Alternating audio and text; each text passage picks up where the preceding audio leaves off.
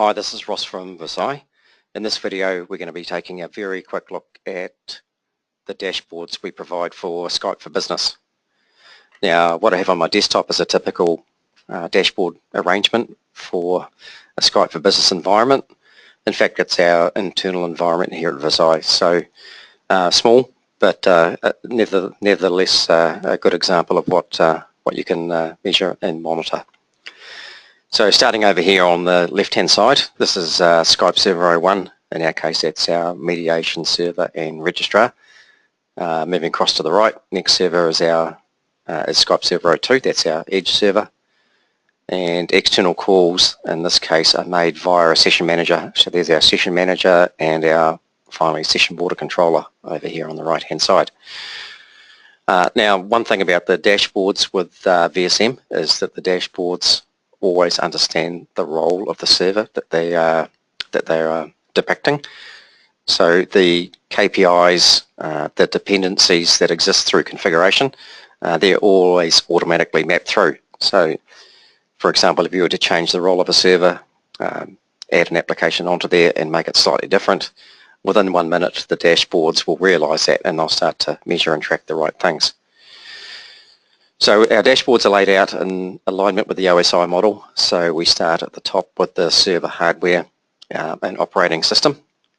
When I click on these buttons here, I can expand out exactly what's going on from an occupancy perspective.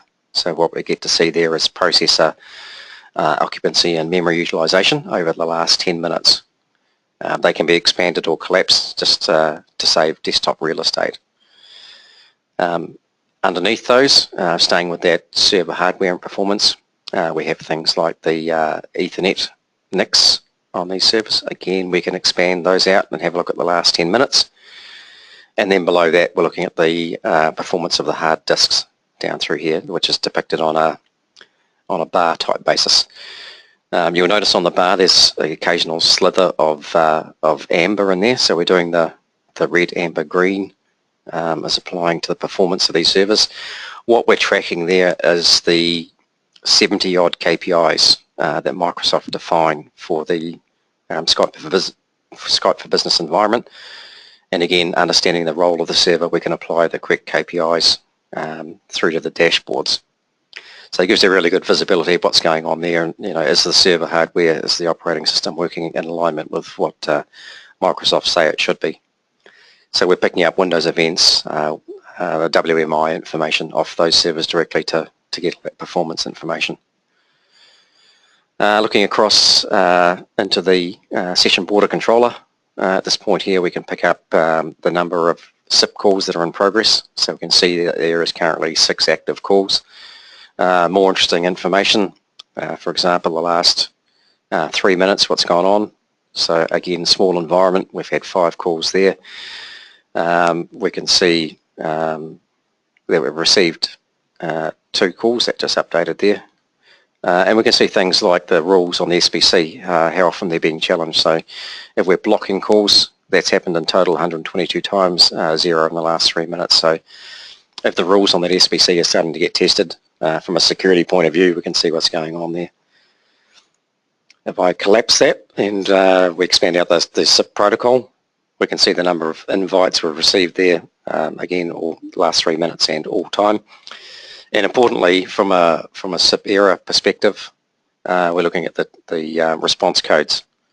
So the 200 response is obviously, you know, a good thing to see in a SIP environment, and we've got a bunch of those. But more importantly, I guess the SIP error codes, the 456 responses, we're seeing here that this is running a nice clean environment. So that's something to keep an eye on at all times inside a SIP environment, particularly looking at calls being delivered out to multiple carriers, multiple different devices.